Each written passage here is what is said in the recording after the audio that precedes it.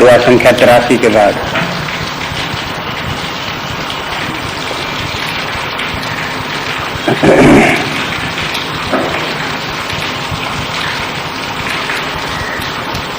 तदपि करब मैं काज तुम्हारा, श्रुति कह परम धर्म उपकारा।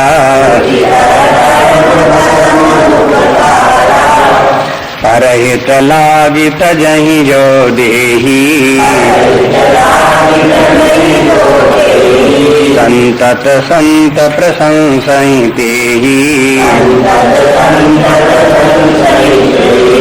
अस कही चले सबहि सिरुनाई, सुमन धनुष कर सहित सहाई।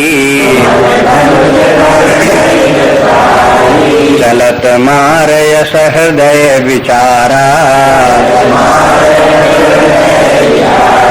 शिव विरोध ध्रुव मरण हमारा।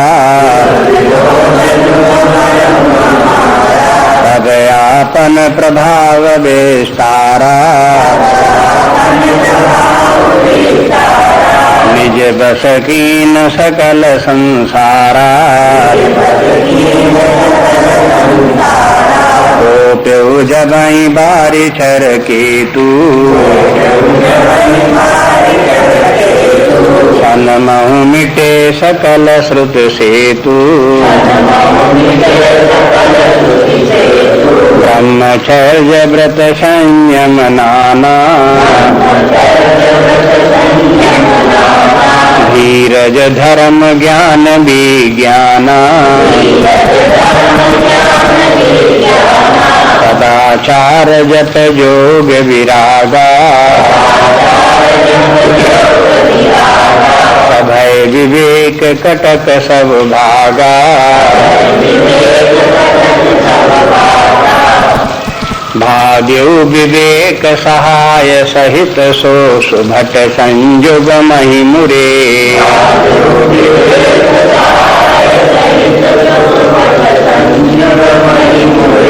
सदग्रंथ पर्वत कंदर नमहु जायते ही अवसर दुरे।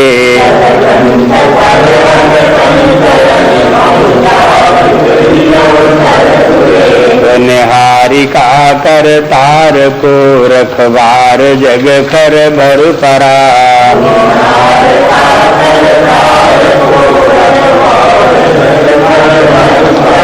कोई माथ के ही रतिनाथ जी कहूँ कोपी कर धनु सरुधरा।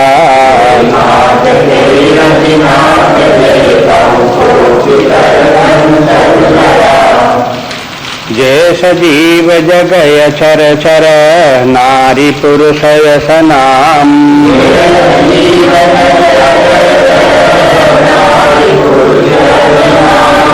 निज निज मर जाद तजी भय सकल बस काम।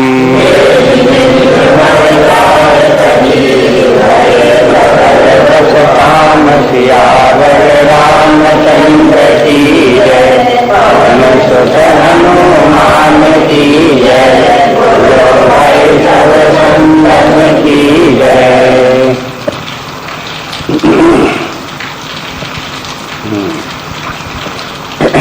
अब स्मरण करें कि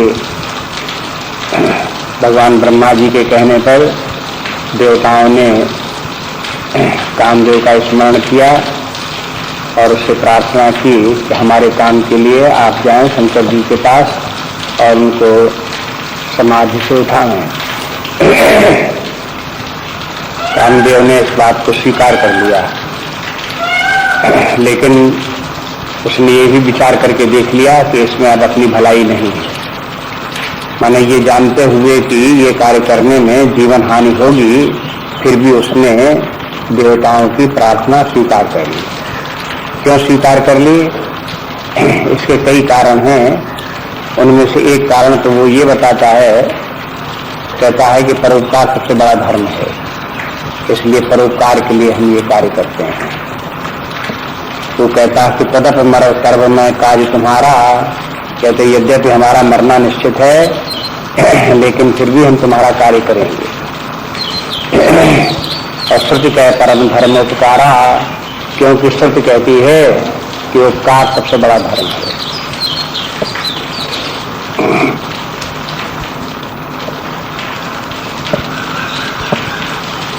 कामदेव ने देवताओं का हित कार्य उसने किया, इसके कारण से उसे प्रशंसा भी मिली, उसे गौरव भी प्राप्त हुआ।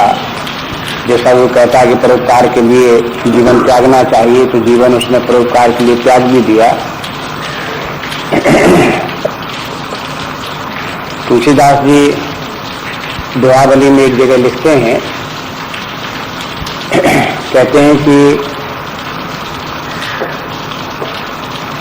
चार पदार्थ जो हैं वो धर्म अर्थ काम मोक्ष, उन चार पदार्थों में से उसे काम को भी एक स्थान मिल गया। यद्यपि काम नरक का द्वार है, लेकिन उसे भी चार पदार्थों में स्थान मिल गया। उसका कारण ये है कि उसने परोपकार के लिए शरीर त्याग दिया। देखो, दो विरोधी बातें देखो।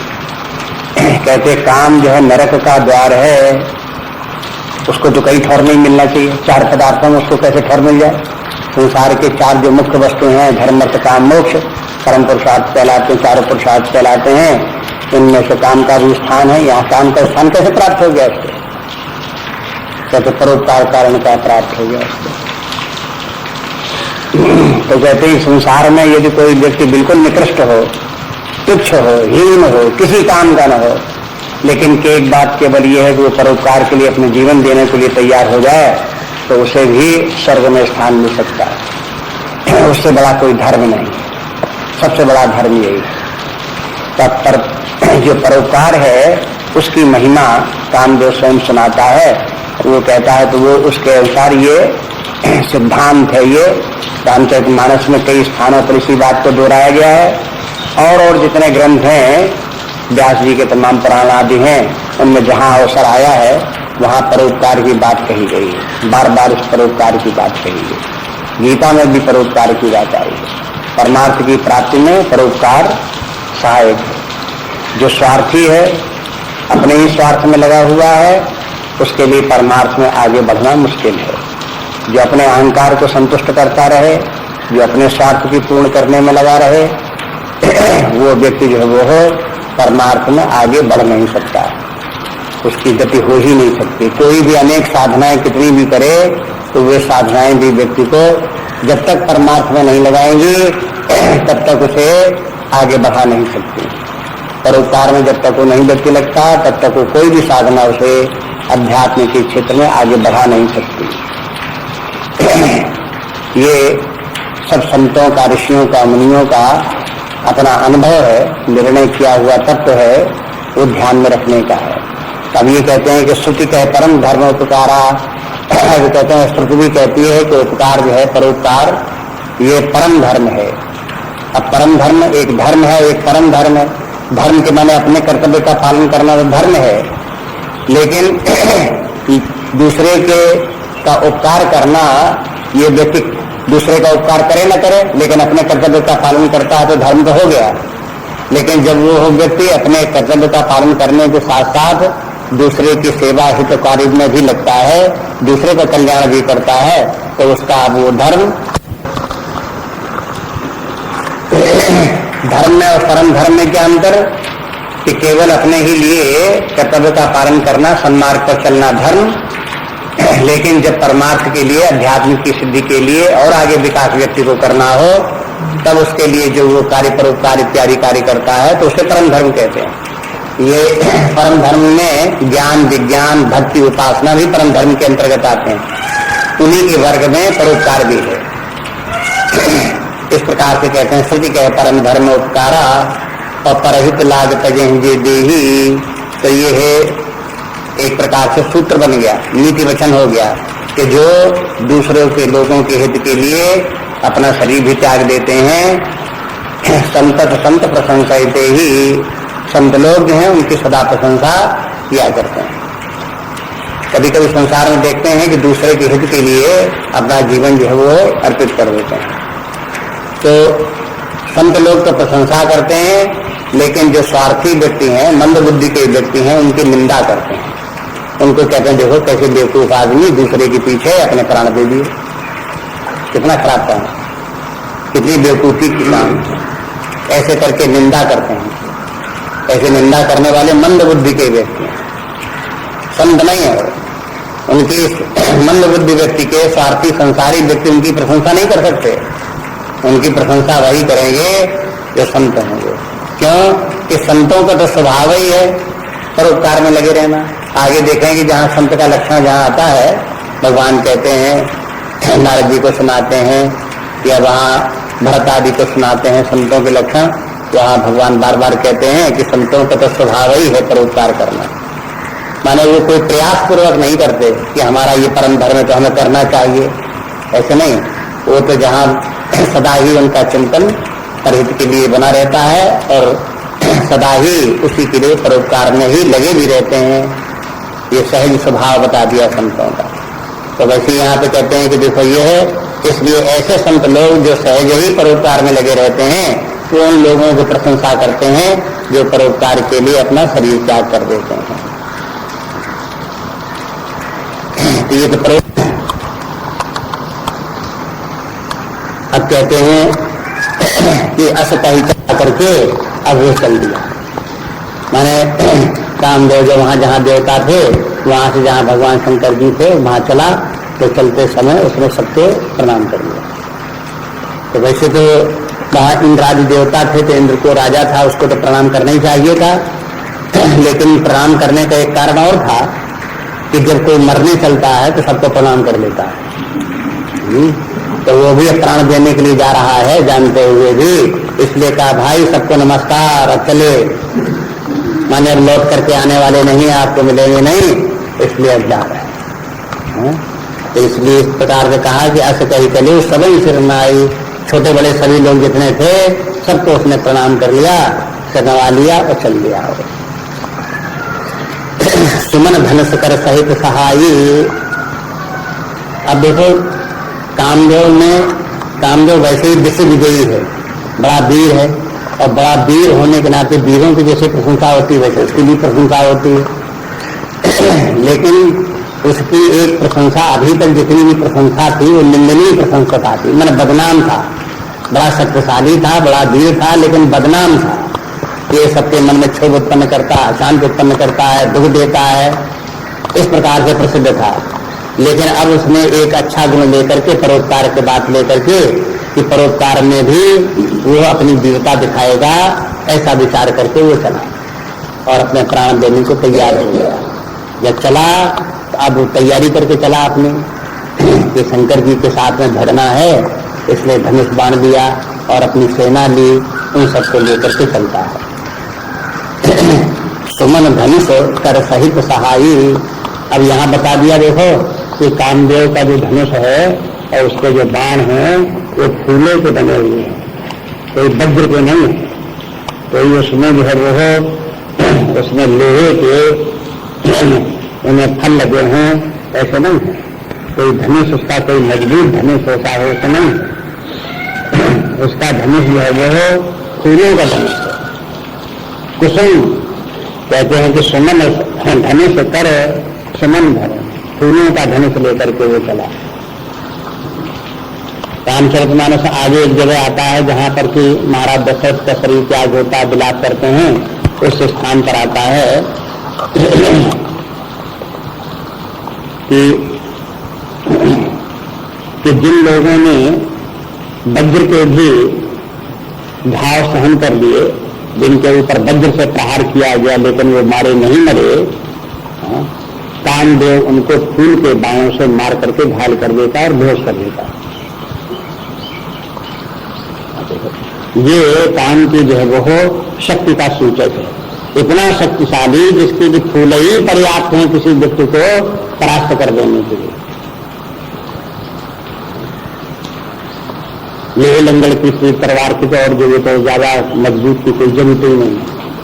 मैंने इसका सूचक क्या है विचार करके देखें तो ये पांचों जो है, ये है 5 बाण उसके जो है शब्द स्पर्श रूप रसगंध व्यक्ति को बड़े प्रिय लगते हैं।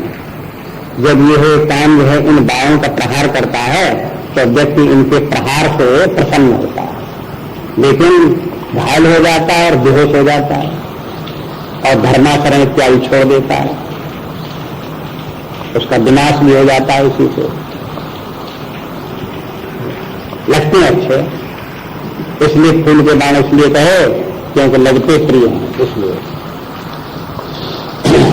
इसलिए सुमन धनुष कर सहित सहाई चलत मारे अस हृदय विचारा। और रास्ते में जाते हुए उसने रास्ते में विचार करता चला जा रहा है, क्या कि शिव विरोध ध्रुव मरण हमारा। ध्रुव मने निश्चय, शिव विरोध शंकर जी का विरोध करने के लिए हम जा रहे हैं, अब हमारा मरना बिल्कुल निश्चय है, अब जीवित नहीं बैठ सकते। ये बार बार अपने निश्चय कर देता है। अब जब मरने की तैयारी है तो वो फिर वो अपनी पूरी शक्ति भी लगाता है वहां पर। ये विचार करता है मरना तो है ही है, इसलिए फिर वो क्या करता है कि तब अपन प्रभाव विस्तारा। अब उसने अपना प्रभाव विस्तार किया, माने उसका काम का जो प्रभाव होता है वो जब उसने अपनी शक्ति का अपना बल अपना दिखाया, उसमें फैला प्रभाव, तो उससे क्या हुआ कि निज बस तीन सकल संसारा, तो उसने सारे संसार को अपने बस में कर दिया।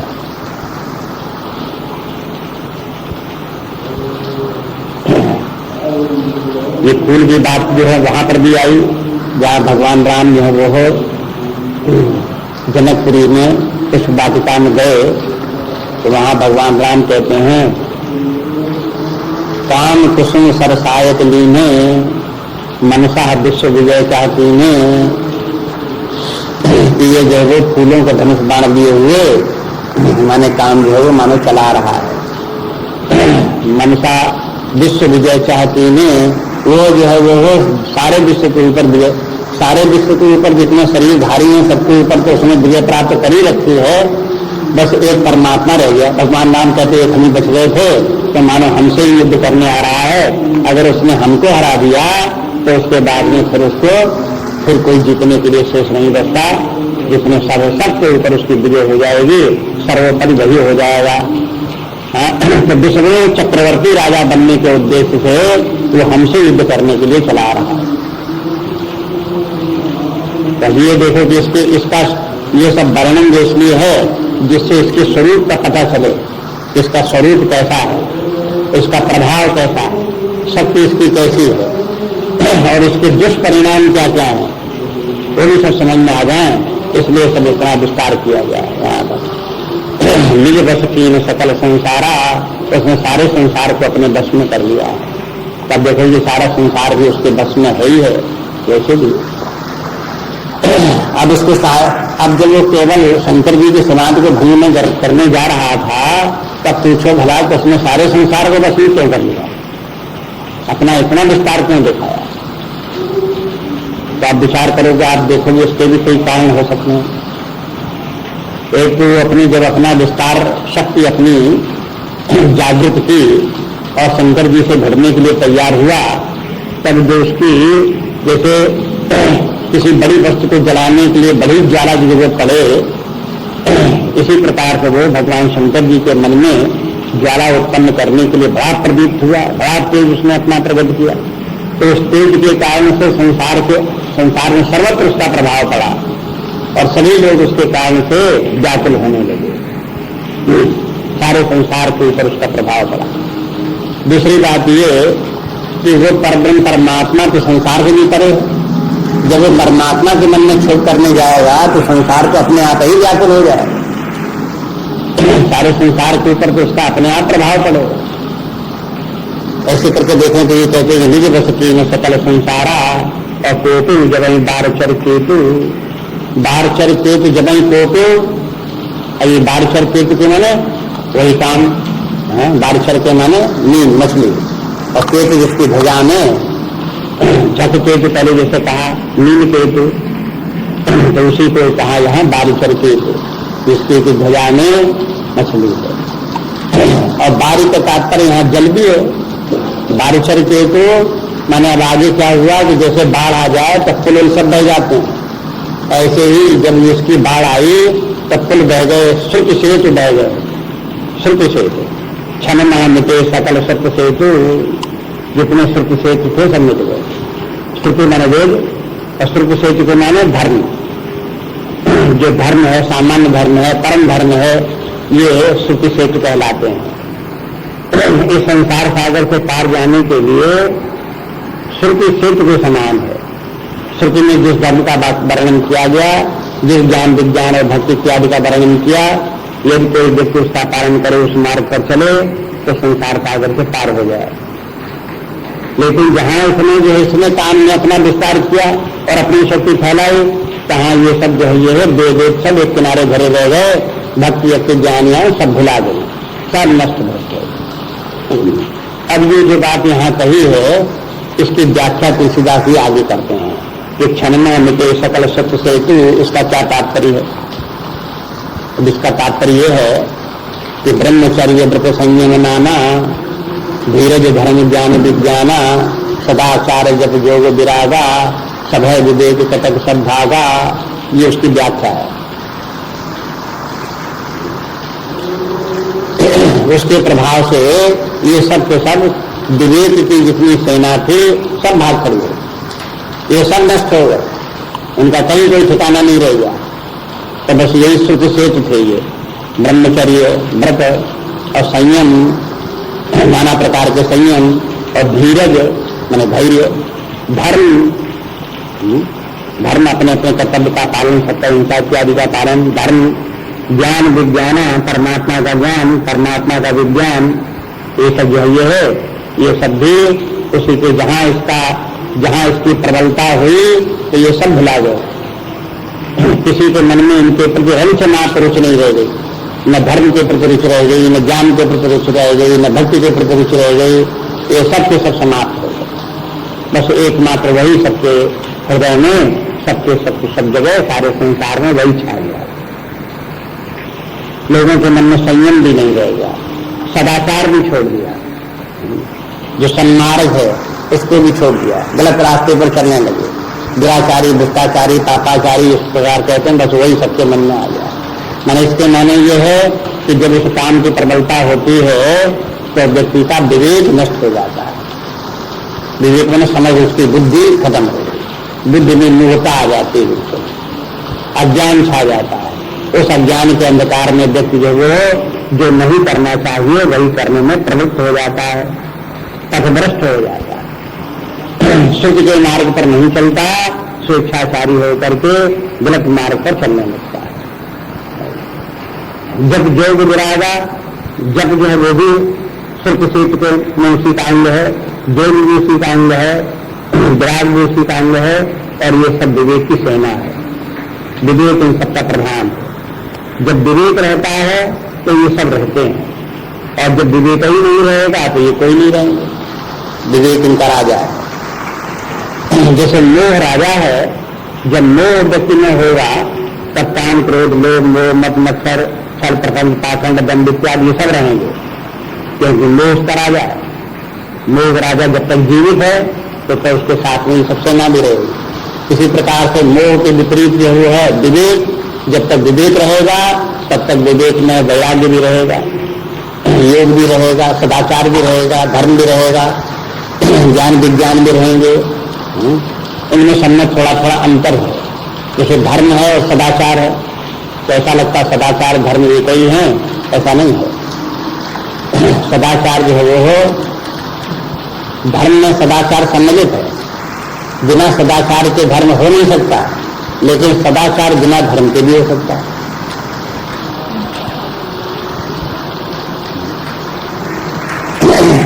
इसलिए दोनों में अंतर किस प्रकार के हैं ये चिंतन करना चाहिए, विचार करना चाहिए बैठ करके बुद्धि में अपने आप इनको सबको देखें, सब में अंतर किस प्रकार से। जैसे ज्ञान और विज्ञान में अंतर है। ज्ञान में परमात्मा का परोक्ष ज्ञान, शास्त्र श्रवण किया हुआ ज्ञान, परमात्मा का जो ज्ञान है। अब विज्ञान के माने परमात्मा का अपने हृदय में अनुभव किया, उससे दर्शन प्राप्त किए, तो ये विज्ञान हो गया। तो ज्ञान और विज्ञान में इस प्रकार से अंतर है। इसी प्रकार से सदाचार में और धर्म में भी अंतर है।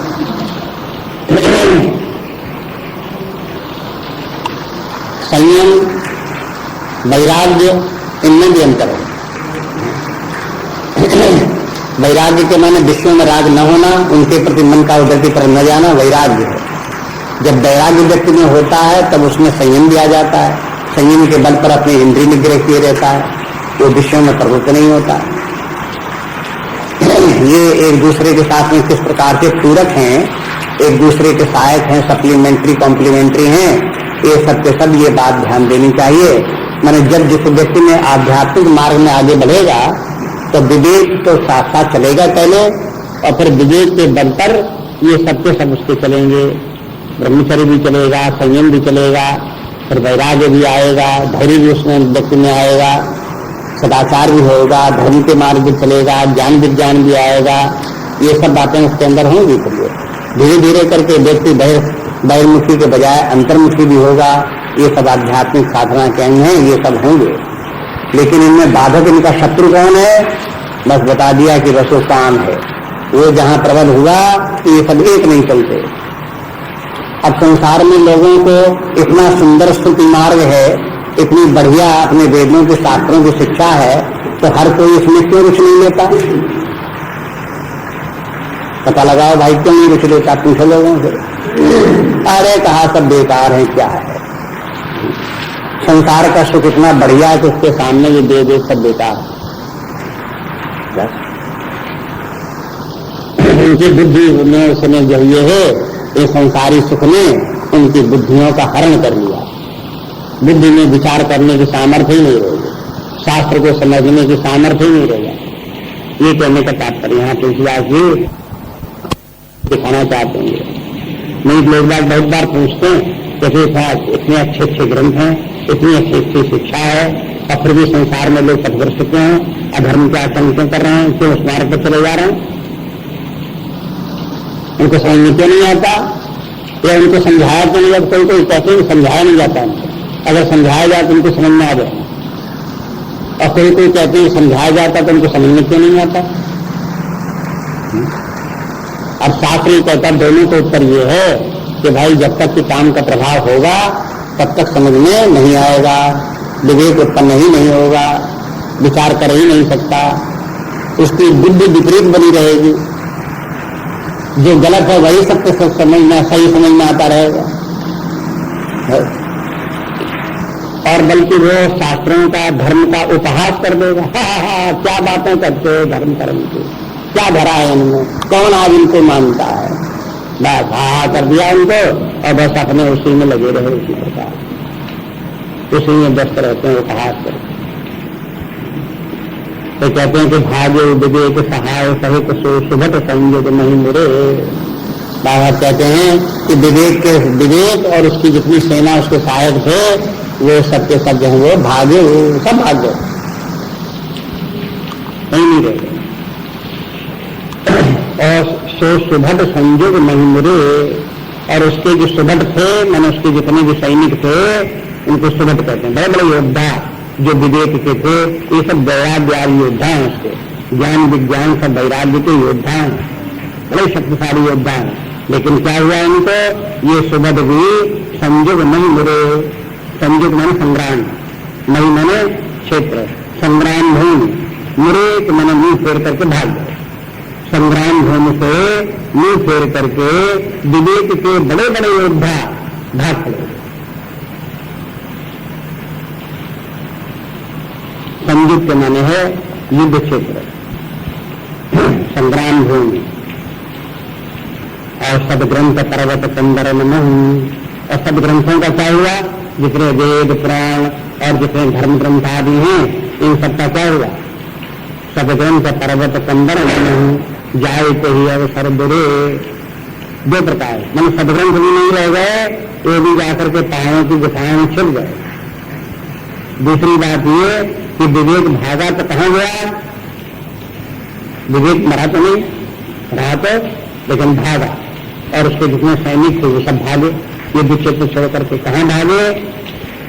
ये सब ग्रंथ पर्वत के समान है, और उन पर्वतों की जो कंदराएं हैं, जैसे पर्वत में कंदराएं होती हैं, तो ऐसे सब ग्रंथों में कहीं ऋचाएं, कहीं मंत्र हैं, कहीं श्लोक हैं, उन्हीं में जाकर के ये सब छिप गए।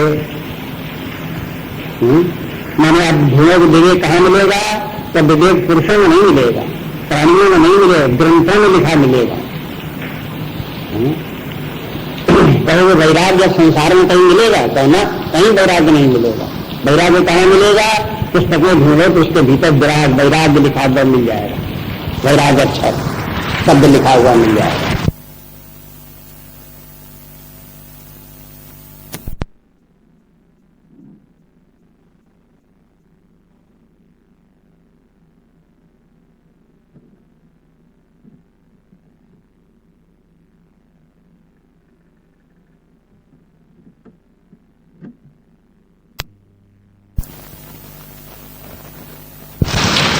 निहार का करतार को रखवार जब खरभर पड़ा, जब खरभर पड़ा माने जब उसका इस प्रकार का सबके मन में उद्वेग उत्पन्न होने लगा, सब व्याकुल हो गए, सब दुखी होने लगे सब प्राणी, तो खरभर मच गई सारे संसार, सबड़ी मच गई।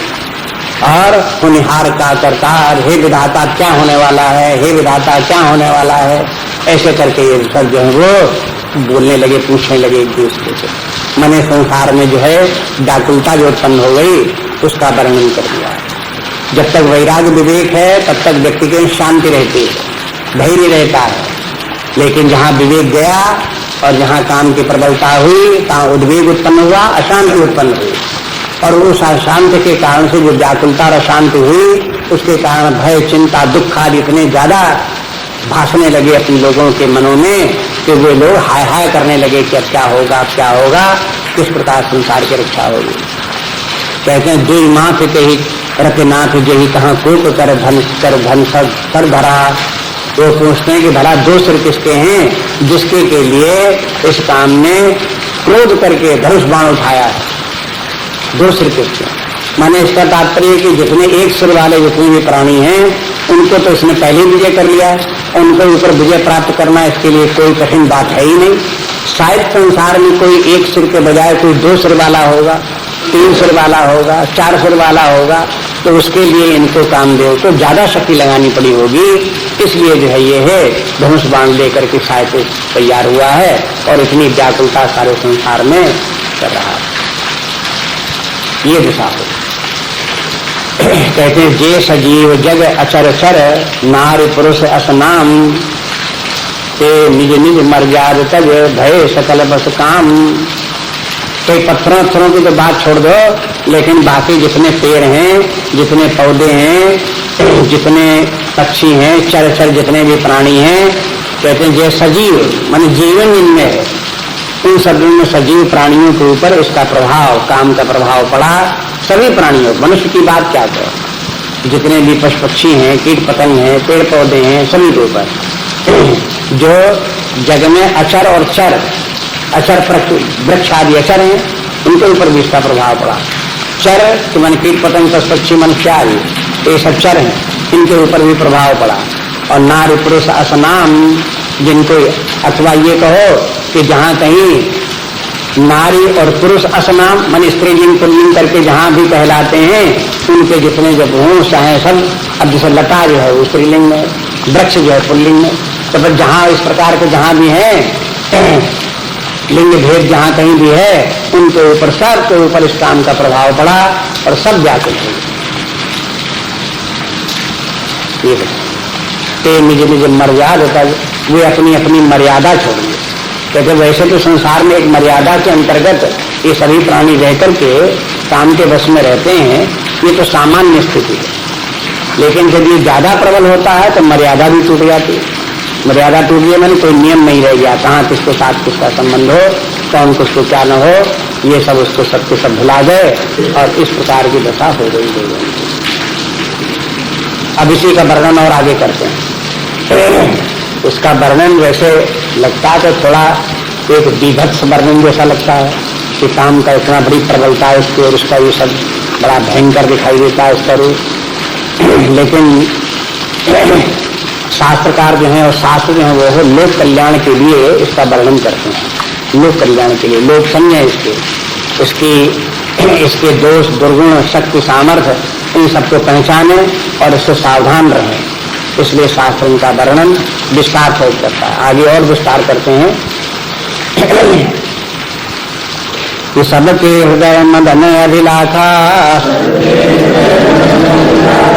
लता निहारिन वहीं तरु शाखा नदी उमगम दुदुकम धाई संगम करें तलाव तलाये जहाँ से दशा जड़ निकय बरणी वो कही सके सचेतन करणी पशु पक्षी नभ जल थल चारी भय काम बस समय विसारी मदन अंध व्याकुल सब लोका निस दिन नहीं अवलोक को का देव धनुज नर किन्नर व्याला प्रेत पिशाच भूत बेताला इनके दशा न कयो बखानी सदा काम के चेहरे जानी सिद्ध विरक्त महामुनि जोगी एक काम बस भय वियोगी भय काम बस जोगी सतापस पामरन की को कहे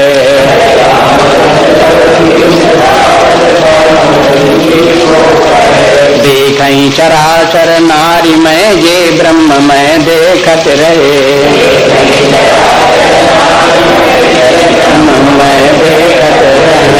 अबला बिलो कहीं पुरुष में जग पुरुष सब अबलामयम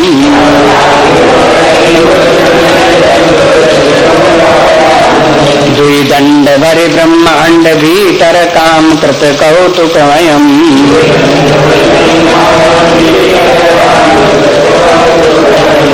धरी न काहू धीर सबके मन मन सिज हरे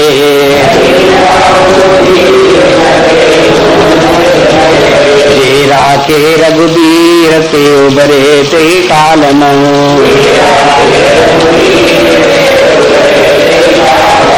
सियावर रामचंद्र की पवन सुत हनुमान की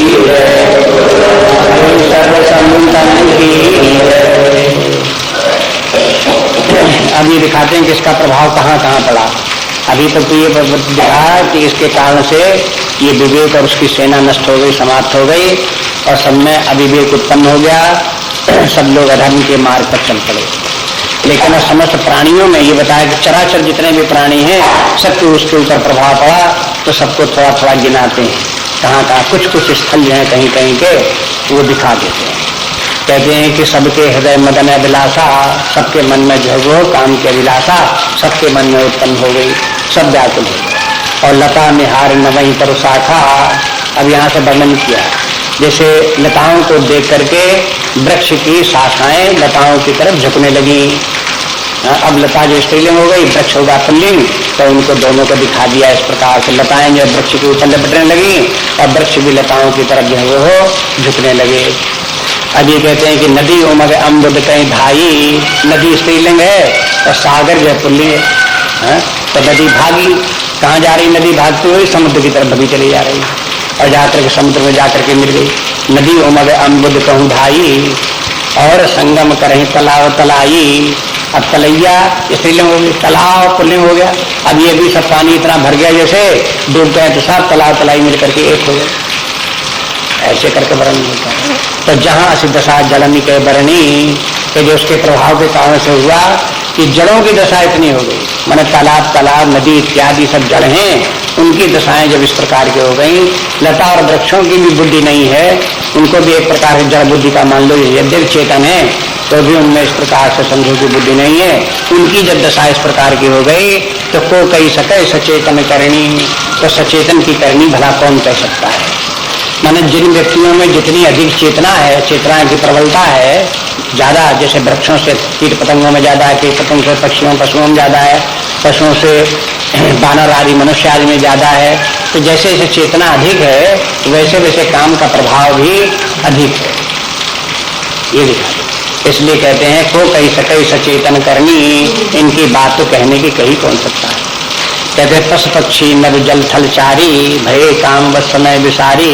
समय पशु पक्षी सब, अब जितने भी पशु पक्षी हैं वो भी कितने प्रकार के हैं, नभ जल थल चारी, आकाश में उड़ने वाले हैं, जल में रहने वाले मछलियां मगर इत्यादि हैं, थलचारी पृथ्वी पर रहने वाले गाय बैल बकरी इत्यादि पशु हैं, ये सब के भय काम बस समय विसारी, ये सब काम के बस में हो गए। और सब ये जितने की प्राणी हैं ये सब में इंस्टिंक्टिव नेचर होती है और इनका अपना अपना अपना काल होता है, लेकिन इनमें सब में अपने काल को भूल करके, समय को भूल करके ये सब जो है काम बस हो गए। अब कहते हैं मदन अंध जातुल सब लोका, सब लोका मैंने सभी लोग, माने पशु लोक, कीट पतंगों का लोक, मनुष्य लोक, देव लोक, राक्षस लोक, ये सब विभिन्न लोक हैं। इन सभी लोगों के जितने भी प्राणी हैं मदन अंध व्याकुल, ये काम सबको अंधा कर देता है। अंधा मैंने आंखों से नहीं, बुद्धि से अंधा कर देता है। बुद्धि उसकी काम नहीं करती, बुद्धि कुंठित हो जाती है और जो नहीं कहना चाहिए वो कहने लगता है, नहीं करना चाहिए वो करने लगता है, उसका जो है बुद्धि जो है वो उल्टा काम करने लगती है। तो कहते हैं अंधा हो गया, मदन अंध कहलाता, कामांध कहलाता है। उसी को बोलिए मदन अंध व्याकुल सब लोका, निष्दिन नहीं अवलोक को का। कोक पक्षी जो है वो और दिन रात भी नहीं देखता कि दिन है कि रात है, वो सब मन समय भुला करके ये सब काम बस में हो गए।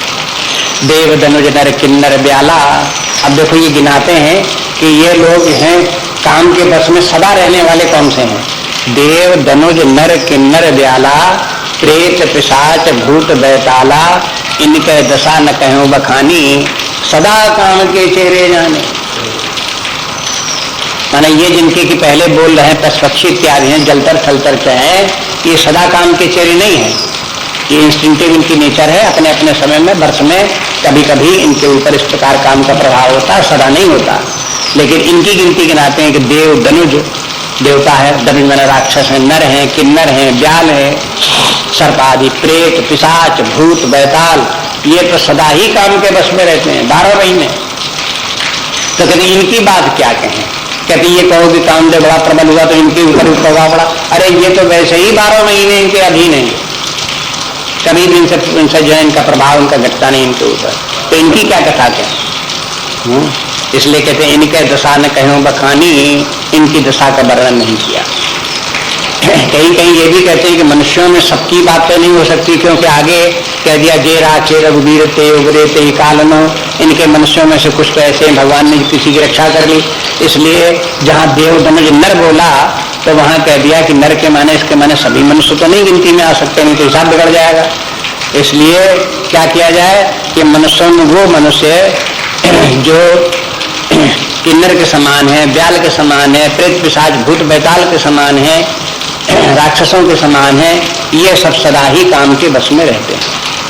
लेकिन जो ज्ञानमान है, भगवान के भक्त हैं, बस वही जो है वो हो इसके प्रभाव से बच पाते हैं, बाकी सबके सब तो सदा काम के बस में है। इसलिए कहते सदा काम के चेहरे, यानी चेहरे माने दास, उनके गुलाम है, बिल्कुल उनके अधीन है, वो जैसा चाहता वैसा न चाहता है इन सबको। और सिद्ध विरक्त महामुनि योगी, अब कहते हैं उनकी बात कहो। ये लोग जो है ये है, ये देव मनुष्यों की कोटि की मनुष्य जाति में ये भी आते हैं, लेकिन ये लोग सदा काम के बस में नहीं है। जो सिद्ध हैं, विरक्त हैं, महामुनि हैं, योगी लोग हैं, ये लोग नहीं।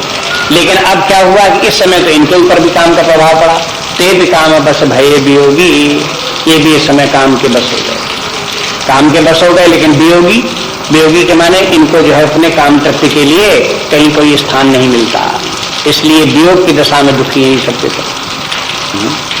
विरक्त, महामुनि, योगी, ऐसे भी इनको काम की दशा इनके ऊपर होगी। भय काम बस जोगी से तापस, कहते हैं योगी और तपस्वी महामुनि इत्यादि ये भी काम के बस में हो गए, तो पामर की को कहे, तो बाकी जितने बचे वो सब पामर है। सिद्ध विरक्त महामुनि योगी ये तो ठीक है, और बाकी जो रहे जो प्रेत पिशाच भूत के समान है, निशाचरों के समान है, असुरों के समान है, वे सब कैसे हैं? पामरन की को कहे, उन पामरों को तो कहना ही कहा, वे तो सब काम के बस में हुए। देखें चराचर नारी में जे ब्रह्म में देखत रहे, ये महामुनि योगी इत्यादि सारे संसार को पहले ब्रह्म में देखते रहे। ब्रह्म में देखते रहे मैंने परमात्मा, जगत को नहीं देखते थे, जगत के स्थान में परमात्मा ही सर्वत्र विद्यमान है, उसी जगत के रूप धारण कर लिया है। बस ऐसे करके देखते, सर्वम खलविदम ब्रह्म, ये सब ब्रह्म ही है, ऐसे देखते थे। सियाराम में सब जग जानी, सारा संसार जो है परमात्मा में है, ऐसे विज्ञानवान देखते रहे, भक्त लोग देखते रहे। अब वो भूल गए, ब्रह्म चला गया, गायब हो गया। उसके स्थान पर अब उनको क्या दिखाई देने लगा? स्त्रियों को सब पुरुष दिखाई देने लगे, पुरुषों को सब स्त्रियां दिखाई देने लगी। बस वही उनको दिखाई देता है, और सब माने ध्यान में उनको वही चल गया। बुद्धि में उसका प्रभाव ऐसा पड़ा कि बस वही सब देखते हैं। वो सब अबला बिलोक पुरुष में, जब पुरुष सब अबला में, अबला बिलोक स्त्रियां, अबला वन स्त्रियां हो गई, बिलोक पुरुष में सारा संसार कैसा दिखाई देता है कि पुरुष में संसार दिखाई देता है। पुरुष मय के माने पुरुषों से भरपूर, सब पुरुष ही पुरुष है, स्त्री को यही है। और पुरुषों को क्या दिखाई देता है? सारे संसार में स्त्रियां हैं, स्त्रियों का सब कुछ ही नहीं, स्त्री में दिखाई देता है। और जग पुरुष सब अबलामयम। तो दुई दंड भरे ब्रह्मांड भीतर, दुई दंड के बीच में थोड़े समय के माने इतने की देर में क्या हुआ कि ब्रह्मांड भीतर काम कृत कौतुक अयम कौतुक, अयम मन ये काम कृत काम ने ऐसा कौतुक ब्रह्मांड भर में कर दिया। दो दंड के लिए, मतलब थोड़ी देर की बात में जो है ये इतना हुआ, 2 घड़ी समझ लो। ये दंड तो घड़ी से भी छोटा है, 2 घड़ी है उससे बड़ा है, और 2.5 घड़ी का 1 घंटा है।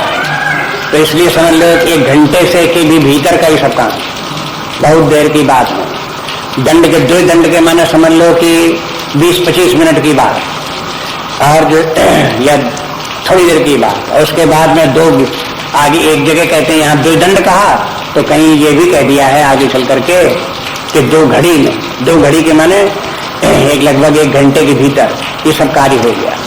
और अभी ऊपर कह आए हैं कि दिन और रात और दिन नहीं देखते, इसके माने ऐसा भी कह सकते हैं कि दिन रात करके कम से कम 24 घंटे इसका प्रभाव इस प्रकार से रहा। जब तक वो वहां से चला अपने देवलोक से आते आते जहाँ कैलाश पर्वत पर गया, जहाँ भगवान शंकर जी थे, वहां तक जाते आते मार्ग में उसे जितना समय लगा उतने समय की ये सब लीला है, ये सब होता चला गया। धरी न काहू धीर सबके मन से हरे, धरी ने काहू धीर, किसी ने धैर्य धारण नहीं किया, मैंने सब अधीर हो गए। अब देखो धैर्य शब्द ऊपर आता है, विवेक होता है तो धैर्य धीरज रहता है, धीरज धर्म ज्ञान विज्ञान, ये विवेक की सेना के अंतर्गत धैर्य आता है। लेकिन विवेक ही भाग गया तो धैर्य धीर कहाँ रहे? तो इसलिए कहते धैर्य किसी को धरी न काहू धीर, किसी को धैर्य नहीं रहेगा। सबके मन सिज हरे, मनसिज ने सबके मन का हरण कर लिया। कि मनसिज भी है वही काम का ही पर्यायवाची है। मनसिज मन काम, मन में उत्पन्न होने, इसकी शक्ति कहाँ काम करती है? मन में काम करती है। जहां जहां मन तहां तहां इसका प्रभाव दिखाई देता है। इसीलिए कहते हैं कि इससे बचने के लिए व्यक्ति को परमात्मा का इतना ध्यान चिंतन करे, तमोगुण रजोगुण से इतना बच जाए और परमात्मा में हो जाए कि उसका मन ही समाप्त हो जाए। ऐसा भी हो जाता है कि मन समाप्त हो जाता है, मन अमन हो जाता है। व्यक्ति को पहले डर लगेगा कि एक बड़ी भीषण अवस्था होती होगी, मन ही न रह जाता होगा, तब बिना मन के लोग कैसे सोचते होंगे, कैसे विचार करते होंगे, कैसे काम करते होंगे। लेकिन अध्यात्म शास्त्र में ये बात आती है कि साधना करते करते व्यक्ति का मन अमन हो जाता है। मन रहते हुए भी मन के दोष दूर हो जाते हैं, उस मन में काम आदि विकार फिर उत्पन्न नहीं होते, मन शांत हो जाता है।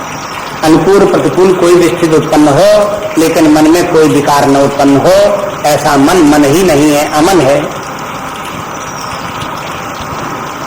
योग वासिष्ठ में इसका उल्लेख आता है बहुत, कि साधना के द्वारा व्यक्ति मन को अमन बना दे। तो कहते हैं धरी न काहू धीर सबके मन से हरे, और जे राखे रघुवीर ते उबरे ते ही कालमा। कहते हैं कि उस समय बस और कोई नहीं बचा संसार में, भगवान की कृपा जिसके ऊपर हुई, भगवान ने जिसको बचा लिया सो बच गया, नहीं तो काम का प्रभाव सबके ऊपर चलेगा। अब भगवान की बात कहां से आ गई, रघुवीर की बात कहां से आ गई?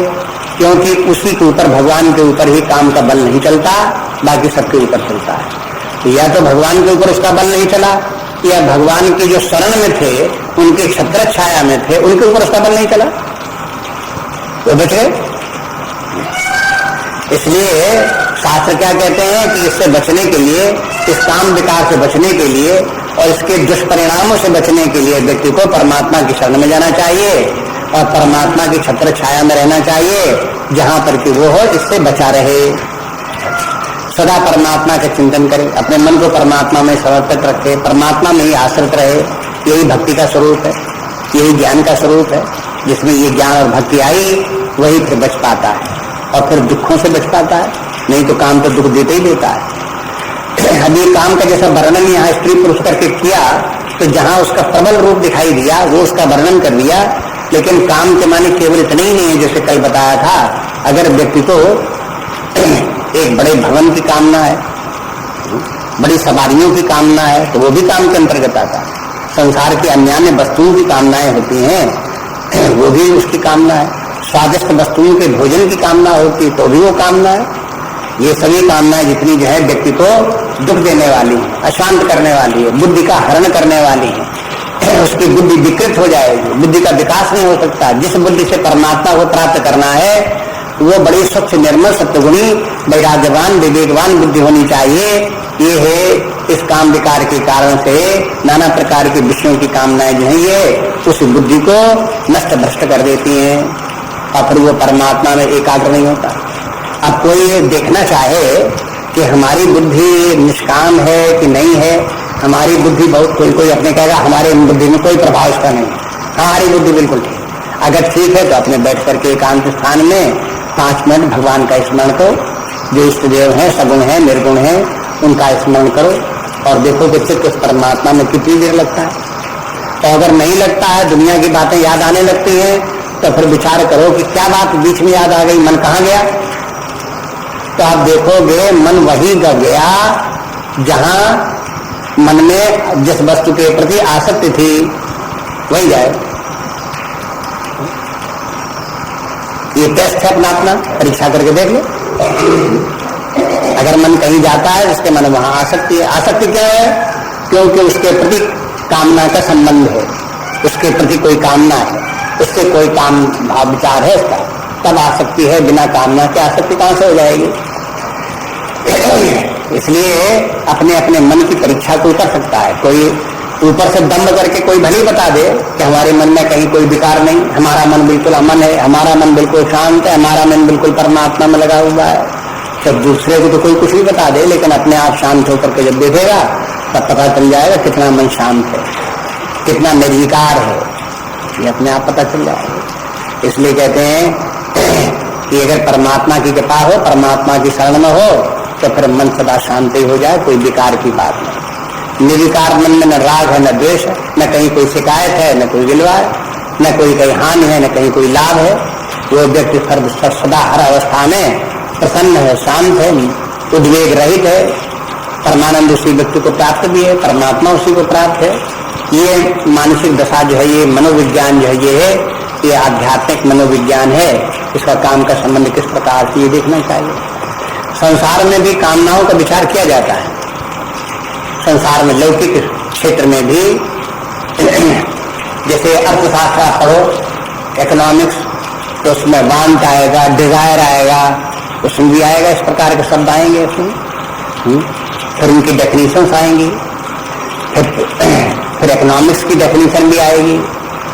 कहेंगे कि विद्वान लोग कि देखो संसार में लोगों की वांट तो अनंत है और जिन वस्तुओं की वांट है वो वस्तुएं सीमित हैं, इसलिए सीमित वस्तुएं और अनंत कामनाएं, इन दोनों के तालमेल के अध्ययन को ही अर्थशास्त्र कहते हैं।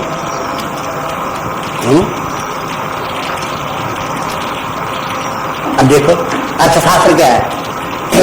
ये काम और काम्य पदार्थ, इन दोनों का अध्ययन करना ही अर्थशास्त्र।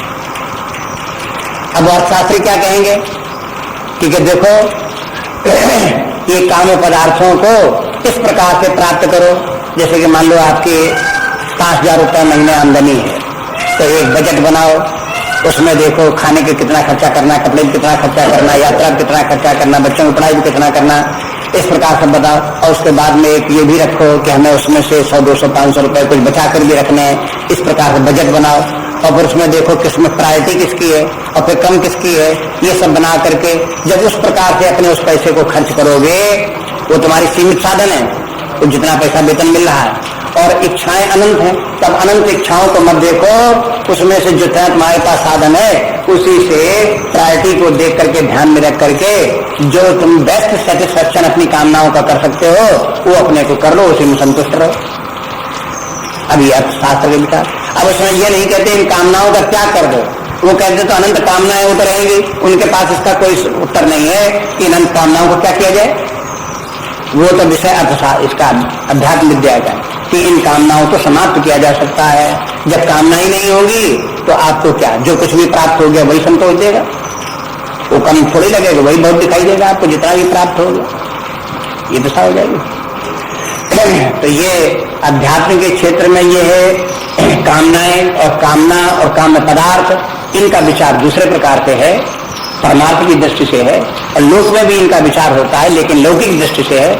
लौकिक दृष्टि में व्यक्ति कम संतुष्टि ज्यादा संतुष्टि ये तो प्राप्त कर सकता है, लेकिन परम संतुष्टि प्राप्त नहीं कर सकता संसार में, लौकिक क्षेत्र में।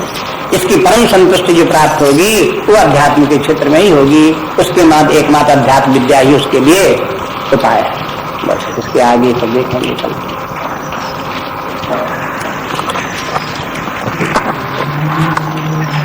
नान्या स्पृहा रघुपते हृदय समदीये सत्यं वदामि च भवान् अखिलान्तरात्मा भक्तिं प्रयच्छ रघुपुङ्गव निर्भरां मे कामादिदोषरहितं कुरु मानसं च। श्री राम जय जय श्री राम, श्री राम जय राम जय जय राम,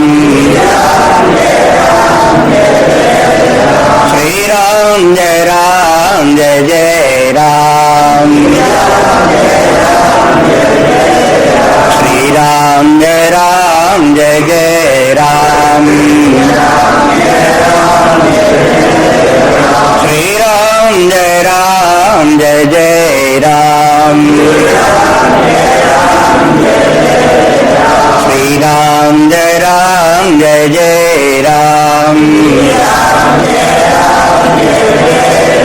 श्री राम जय जय